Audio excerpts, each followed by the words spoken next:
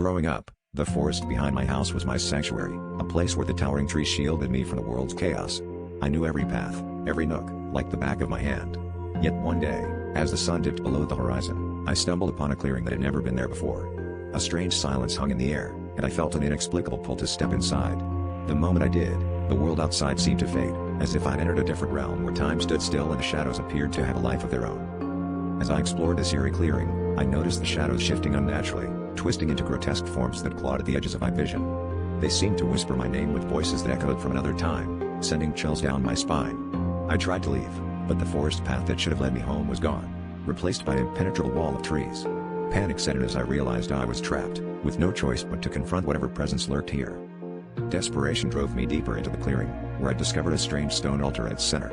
It was covered in ancient symbols that pulsed with a faint, otherworldly glow.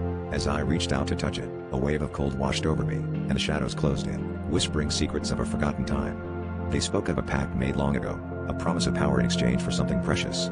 I felt a shiver run through my bones as I understood that I had been chosen to fulfill this dark bargain. Just as I was about to succumb to the shadow's demands, I remembered a story my grandmother once told me about the forest's guardian spirits.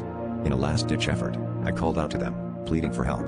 Suddenly, the clearing was bathed in a blinding light, and the shadows recoiled, shrieking in agony.